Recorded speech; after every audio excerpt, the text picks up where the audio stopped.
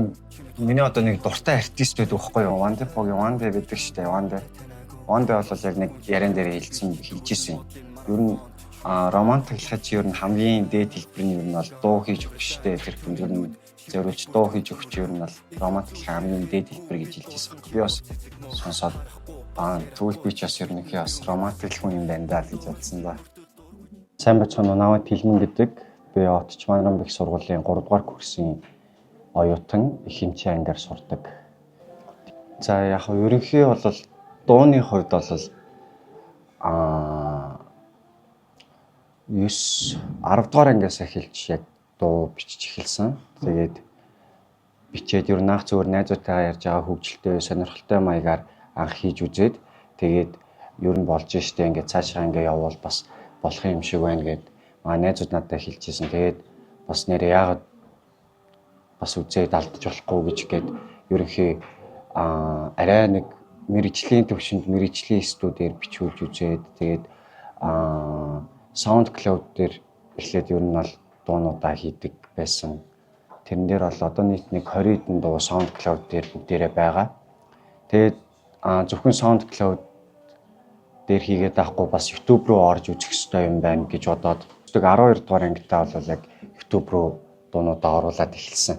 Тэгээд яг нэг тийм майхтар хандлт дээр аавн гэж бол хийдэггүй зүгээр ингээд сонирхлоороо би өөрөө дуртай болохоор ингээ хийгээ явуулдаг. Тэг яг манай наа яг мэддэг сонсох дуртай нэг хэдэн манай сургуулийн хүмүүс ч юм уу найз нөхөд найзуудын нэтрээгээд сонсоод явдаг. Тэгээд бас тэр хүмүүсээс одоо тэр хүмүүст миний дуу таалагдах ч юм уу те.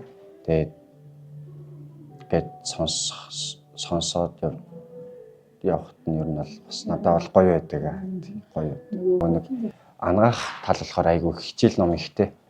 Тэгээд яг энэ талаараа дуу муу талаараа бол бас хангалттай цаг гаргаж чадахгүй байгаа. Гэхдээ яг нэг тухтай үеийг нь харж агаад бүр гоё одоо те яг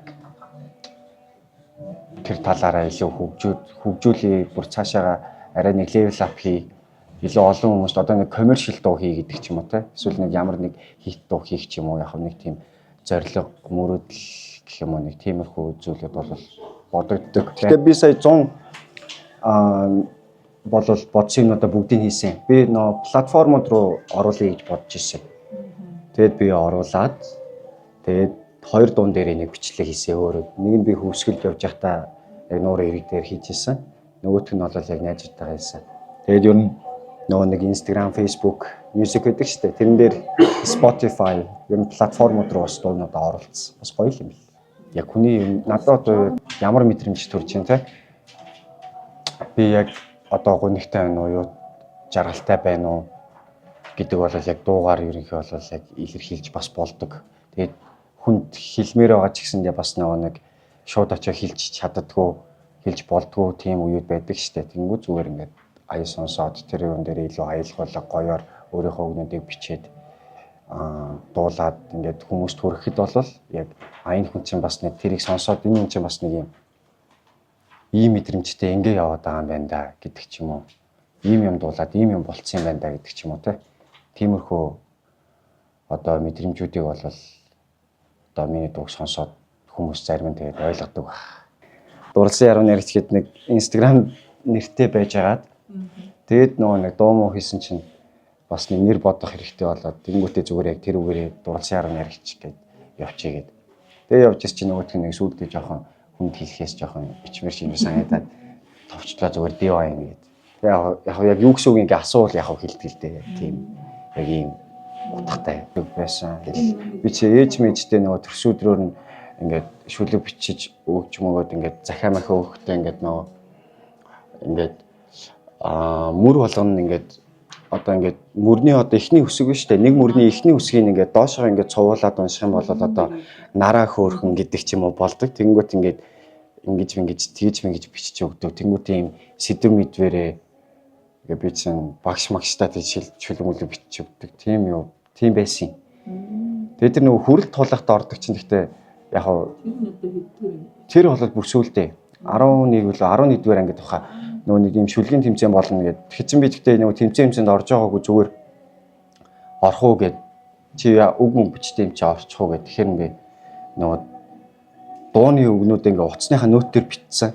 Тэгээд тэр дууны үгнүүдээ харж агаад нэг дуусаагүй дууныхаа үгийг дэвтэр дээр ингээ жоохон шүлэг шиг хэлбэртэй болгоод тэгээ би төрүүлсэн ш. Тэр тэгж ороод төрүүлээд.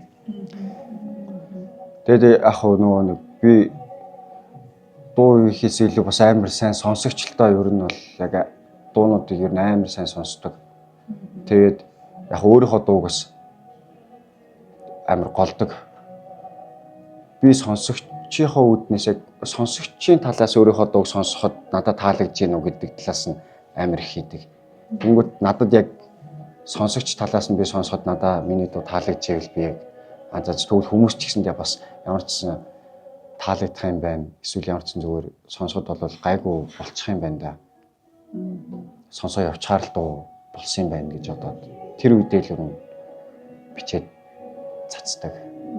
Ерөнхий манай ээж бол манай удамд урлагийн хүн байхгүй л гэж орлоо шүү дээ. Юм тийм манай удамд урлагийн хүн байхгүй чи юу дуу маа нэтрээ гэл.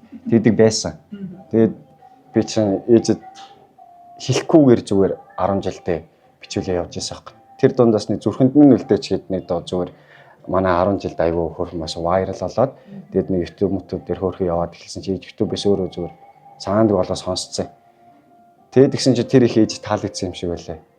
Тэгэл ч нэг манай хамаатнууд руу явуулаад ажлынхаа лугаа явуулаад энэ манай хүүхд ийм дуу хийсэн байна гэл. Тэгэл би тэр үгээр чи ичж мичээл. Тэгээд яг ингээ мэрэгжлийн талаар мэдэгдсэн бол мэрэгжилтэй дуртай болсон.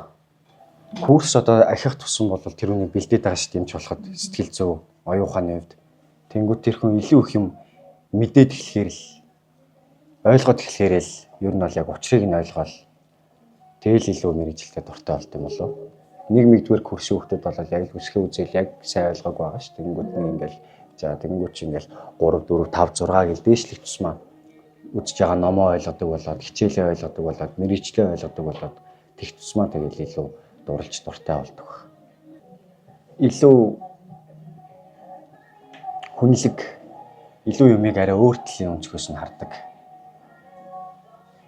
Бусад одоо мэрэгчлүүдээс бол сайн хүн болж илүү яг хүн гэдэг утгаараа илүү хүнлэг, хүнийг инэрх сэтгэлтэй, хүнийг хайрлах сэтгэлтэй тийм хүн болж төгсөж байгаа.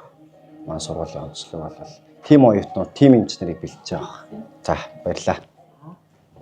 Хэрвээ намайг гэвэлгүйгээд очноо би түүний араас гүөх миний дуртай хобби байсан гэвч хан шиг can't love me энэ дурлал одоо дурсамж болоод дууссан энэ дурлал одоо дурсамж болоод дууссан зүтлээ би шүн сэрэгтэй зүрхэндээ тэврээ зэрдэг зүдэнд минь чи хэлэхтэй зүрхийг минь сэмлээ зэрэдэг